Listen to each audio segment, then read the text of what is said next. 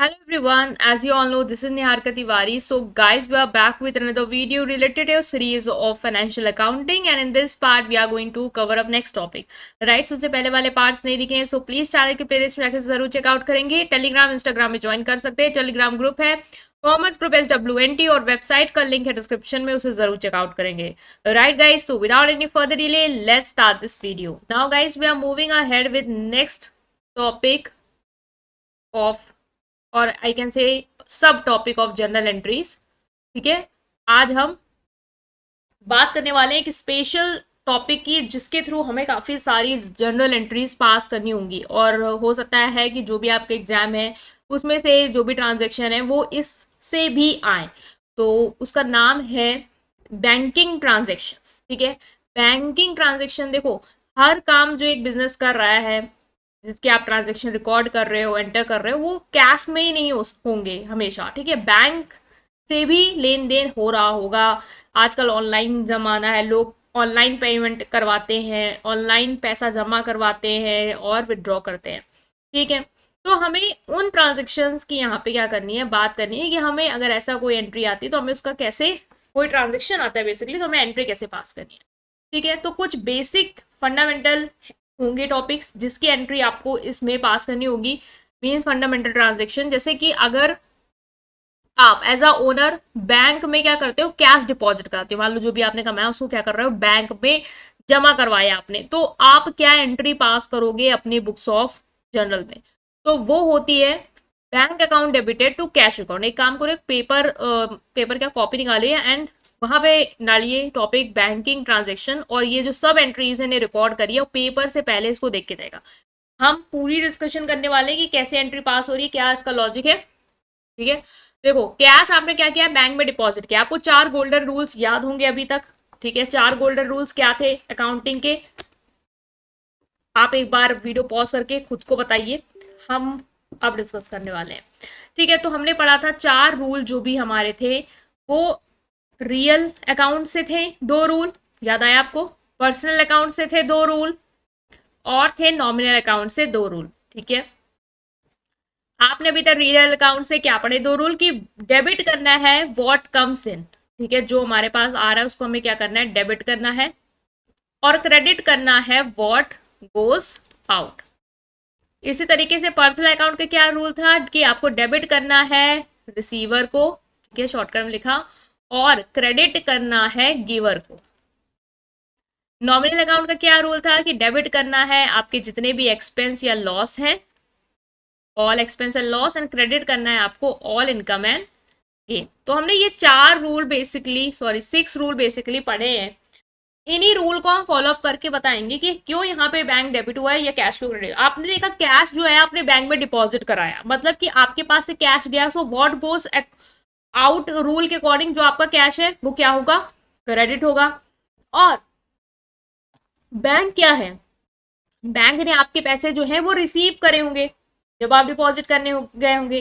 तो as per personal account rule debit कर रहे हैं हम रिसीवर, जो कि होगा बैंक। तो आपने जब कैश डिपॉजिट करा बैंक में, तो बैंक ने क्या किया, आपसे पैसे लिए, तो रिसीवर क्या हो गया, बैंक अकाउंट। तो हमने क्या किया, bank account debited, what goes out rule के तहत कैश जो हो गया वो हमारा क्या हो गया, क्रेडिट हो गया। अब खुद सोचो, क्या आपने जब पैसे डिपॉजिट कराए तो क्या व्हाट कम्स इन वाला रूल लग सकता था डेबिट वाले में, नहीं लग सकता था, कुछ आ नहीं रहा है। हाँ, कोई रिसीवर है जिसके पास पैसे जा रहे हैं, और कोई एक्सपेंस और लॉस तो है नहीं। जब आप कैश डिपॉजिट करा रहे हो, कोई खर्चा तो कर नहीं रहे हो, ना कोई नुकसान है। तो ये हमें क्लियर होगा कि एंट्री कैसे पास हुई है। नेक्स्ट है कि जब कैश विड्रॉ किया है आपने बैंक से, ये सेकंड है आपकी, जब आपने कैश क्या किया, विड्रॉ किया। यहाँ पे आपने जमा नहीं कराया, आपने विड्रॉ कराया, मतलब कैश आपके पास आया होगा। तो व्हाट कम्स इन अकॉर्डिंग के रूल के अकॉर्डिंग आपने क्या किया, कैश अकाउंट को डेबिट किया। ठीक है, और किसके पास वो पैसा गया है, बैंक के पास। बैंक क्या है आपका, when cash is withdrawn from bank, मतलब आपने कैश निकाला है, तो किससे निकाला है, कौन आपको पैसा दे रहा है, गिवर कौन है, वो है बैंक। तो as per nominal account, sorry as per personal account का रूल जो था आपका कि आपको क्रेडिट करना है गिवर को, वो हमने यहाँ पे लगाया। तो कैश आया इसलिए cash account debited to bank account जो गिवर है, पैसे कौन दे रहा है आपको, जहां से आप विड्रॉ कर रहे हैं वो है बैंक अकाउंट। तो जब डिपॉजिट कराओगे तो एंट्री होगी bank account debited to cash account, आपके पास से गया है कैश। और जब आपने विड्रॉ कराया है, आपने निकाले तो आपके पास कैश आया, तो cash account debited to bank account means reverse हो जाएगी एंट्री। ठीक है, नेक्स्ट एंट्री आपको याद रखनी है कि when cheques, draft etcetera receive from the customer are not send to the bank on same day. मतलब आपको चेक या ड्राफ्ट कस्टमर से मिला, ठीक है, मान लो कोई भी कस्टमर था जिसको आपने गुड्स बेचे थे, ठीक है, उसने आपको चेक में पेमेंट करी या ड्राफ्ट में पेमेंट करी, आपने उसको सेम डे बैंक में डिपॉजिट नहीं कराया, वो चेक कहाँ है, आपके पास है, तो आपके हाथ में भी, इसलिए हमने एंट्री क्या पास करी है, cheque in hand account debited, क्योंकि चेक आपके पास है, व्हाट कम्स इन के रूल के तहत आपके पास है। ठीक है, तो हमने क्या किया, चेक इन हैंड अकाउंट को डेबिट किया टू कस्टमर पर्सनल अकाउंट। ये चेक आया कहां से, गिवर कौन है, वो है आपका कस्टमर, तो कस्टमर पर्सनल अकाउंट से आपने क्या किया, क्रेडिट किया। तो cheque in hand what comes in के रूल के तहत क्या हुआ, डेबिट हुआ है, आपके पास क्या आया, चेक आया मेरे हाथ में, तो cheque in hand account debited. किससे आया, गिवर कौन है, कस्टमर है, to customer personal account. Clear हो गई एंट्री। नेक्स्ट है on the date when above cheque, draft etcetera send to the bank. अब क्या किया आपने, जो भी चेक आपके पास आया था, पहले तो आपने लिखा कि नहीं भेजा मैंने, तो मेरे हाथ में था, तो हमने पास किया cheque in hand account debited to customer personal account. अब बोल रहे हैं कि जो भी चेक या ड्राफ्ट आपके पास आया है उसको आपने अब बैंक में क्या करा दिया है, जमा करा दिया है। ठीक है, तो अब इसकी एंट्री क्या पास होगी, इसकी एंट्री पास होगी आपकी bank account debited to cheque in hand. आपके पास से क्या गया, आपके पास से चेक गया, सो व्हाट गोज आउट से आपने क्या किया, चेक इन हैंड अकाउंट को क्रेडिट किया। डेबिट बैंक अकाउंट क्यों हो रहा है, क्योंकि आपका बैंक उस चेक को क्या कर रहा है, रिसीव कर रहा है। तो as per the rule debit the receiver, हमने क्या किया, बैंक अकाउंट को डेबिट किया, तो bank account debited to cheque in hand account, मेरे हाथ से जो चेक है वो बैंक को गया, तो जो भी रिसीवर होगा उसको डेबिट करोगे और जो गया आपके पास से वो हो जाएगा क्रेडिट। ठीक है, एंट्रीज आपको याद रखनी है। अगर चेक आपने सेम डे में डिपॉजिट नहीं किया है, आपके पास है, तो cheque in hand account debited to customer personal account. ठीक है, अगर आपने बैंक पे भेज दिया तो बैंक ने उसको रिसीव किया होगा, तो bank account debited as per the rule, receiver को आपको डेबिट करना है to cheque in hand account, आपके पास से गया क्या, चेक गया जो आपके पहले हाथ में था। नेक्स्ट आता है, ये तीन एंट्रीज है साइमल्टेनियसली, ये तीन एंट्री है जो रिलेटेड है। यहाँ पे देखो, when cheque, draft etcetera received from the customer are deposited into the bank on the same day. मानो आपने मुझे पहले चेक दिया, मैंने मान लो उसको अपने पास रखा, बैंक में नहीं जमा किया, समय चला गया होगा, नहीं किया, ये मेरे पास है, तो हमने एंट्री क्या पास की, चेक मेरे पास में, cheque in hand account debited to, किसने दिया था, गिवर, कस्टमर पर्सनल अकाउंट। मैंने बोला नेक्स्ट डे में फिर मैंने जमा करवा दिया, तो बैंक के पास चला गया, bank account debited to cheque in hand account. आप ये बोल रहे हैं कि जिस दिन ही चेक आया आपने उसी दिन ही डिपॉजिट करा दिया, ये नहीं कि अब कल कराया होगा। ठीक है, उसी दिन कराओगे, जब उसी दिन कराओगे तो आपके हाथ में तो चेक रुका ही नहीं, तुरंत आया और तुरंत चला गया। तो हमने क्या किया, बैंक अकाउंट को डेबिट किया टू कस्टमर, कस्टमर की स्पेलिंग यहाँ से करना, कस्टमर पर्सनल अकाउंट, मतलब कि बैंक अकाउंट को डेबिट करे, क्योंकि पैसा जैसे आए, जो भी पैसा था वो डायरेक्ट बैंक में गया, बैंक डायरेक्ट उसको रिसीव किया, बैंक अकाउंट डेबिटेड, और किसने दिया वो पैसा, गिवर कौन है, वो है कस्टमर, तो कस्टमर पर्सनल अकाउंट। ठीक है, ये एंट्री याद रखना, जब आपके पास आया होगा अगर चेक और आप सेम डे डिपॉजिट नहीं कर रहे हो तब तो करोगे cheque in hand account debited to customer personal account, लेकिन अगर चेक तुरंत चला गया बैंक में तो आपके पास नहीं आया, आप क्या करोगे, बैंक को अकाउंट को डेबिट करोगे, डायरेक्ट बैंक में गया, बैंक अकाउंट डेबिटेड किससे गया, टू कस्टमर पर्सनल अकाउंट। ठीक है, तीन एंट्री बहुत अच्छे से याद रखना आप।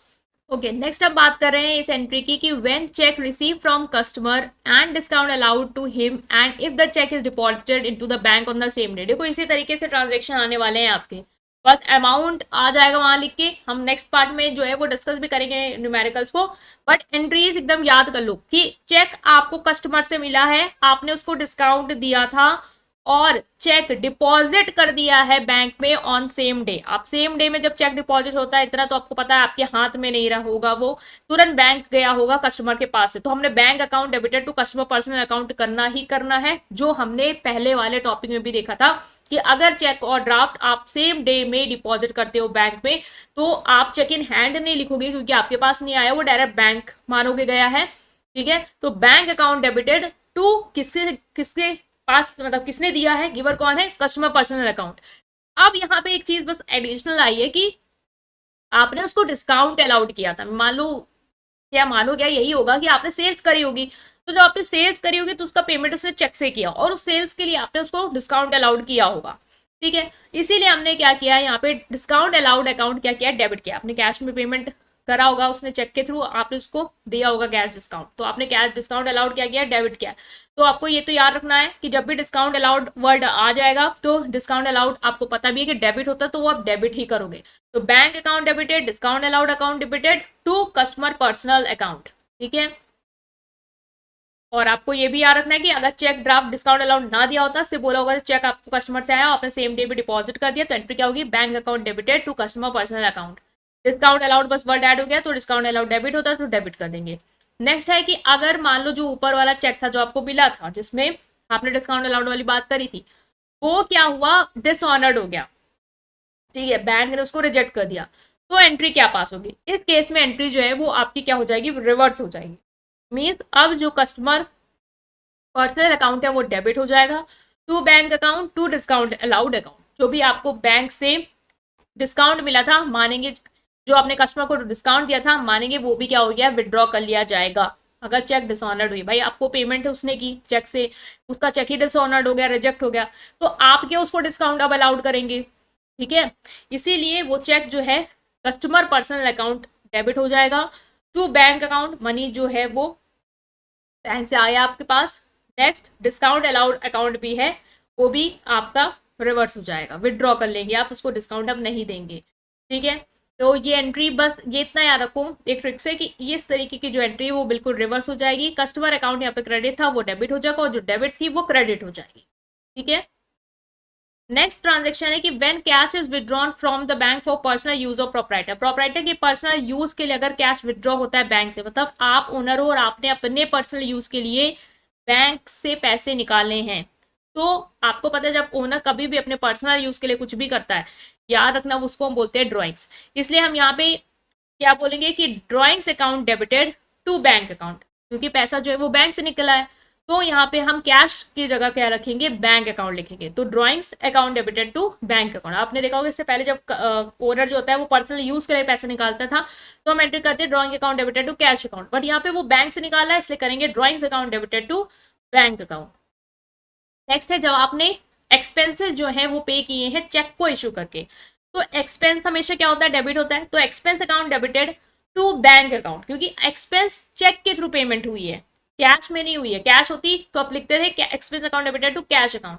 तो ये रखना जब भी बैंकिंग ट्रांजेक्शन बोले चेक के थ्रू पेमेंट हुई है, चेक के थ्रू रेंट पे किया गया, सैलरी पे किया है, आप हमेशा क्या करोगे, उसको डेबिट करोगे जो एक्सपेंस है टू बैंक अकाउंट लिखोगे, ठीक है। नेक्स्ट है कि जब क्रेडिटर को आपने चेक के थ्रू पे किया तो आप क्या करोगे, क्रेडिटर को पे किया है तो creditor account debited to bank account, ठीक है। Next is interest is charge by the bank, bank interest charge करती है आपसे, इंटरेस्ट चार्ज करी बैंक तो आपके लिए क्या है, खर्चा एक्सपेंस है, तो एक्सपेंस अकाउंट डेबिटेड तो इंटरेस्ट अकाउंट डेबिटेड, एक्सपेंस का नाम क्या है पे interest, interest account debited, bank ने चार्ज किया, बैंक ने लिया होगा तो टू बैंक अकाउंट, किसको आपने दिया है, bank account. Next is when interest is allowed by the bank, bank आपको इंटरेस्ट दे रही है तो पैसा आपके बैंक में आया होगा तो बैंक अकाउंट डेबिटेड, किससे आई है इंटरेस्ट या इनकम या गेन का सोर्स क्या है, एज पर दैट रूल, तो आप क्या करोगे, इंटरेस्ट अकाउंट को क्रेडिट कर दो। आपने पता है ना income, all incomes and gain क्या होती है हमारी, क्रेडिट होती है, और आपको बोला है कि इंटरेस्ट मिला है, इसका मतलब ये आपकी क्या है, एक तरीके का इनकम है या कह लो गेन है आपका एक, तो गेन को हम क्या करते हैं, हमेशा क्रेडिट करते हैं, तो इंटरेस्ट अकाउंट आपका क्रेडिट हो जाएगा और पेमेंट बैंक के थ्रू ही है तो बैंक अकाउंट क्या होगा, डेबिट होगा। कैश वर्ड के जगह आपको बैंक वर्ड यूज करना है, ठीक है। अगर बैंक ने आपके चार्जेस हैं, जैसे बैंक चार्जेस ले दिए, तो when bank charge some amount for services rendered by the bank, bank ने आपको कोई सर्विस दी उसके लिए उसने आपसे क्या किया, चार्जेस लिए हैं, मतलब आपने चार्जेस दिए होंगे उसको, आपके लिए खर्चा है, तो एक्सपेंस क्या है आपके लिए, बैंक चार्ज, तो उस रूल के according bank charge account debited to bank account, cash नहीं गया है, बैंक से पैसा कटा है डायरेक्ट, इसलिए हम यूज कर रहे हैं वर्ड बैंक अकाउंट, ठीक है। सो आई होप गाइस आप ये ट्रांजेक्शन जो इंपॉर्टेंट ट्रांजेक्शन से बैंकिंग रिलेटेड वो आप रिलेट कर पाए होंगे, समझ पाए होंगे, और इसकी ज़्यादा से ज़्यादा प्रैक्टिस करें, इसको लिखें कॉपी में एंड इसको बार बार रिपीट करें, याद करने की कोशिश करें ताकि एग्जाम में आप इसे भूलो मत, और लॉजिक के साथ याद करो, ठीक है। सो आई होप आप समझ पाए, स्टिल कोई भी डाउट है कमेंट सेक्शन में पूछेंगे, वीडियो को लाइक करेंगे, चैनल को सब्सक्राइब करेंगे, थैंक यू।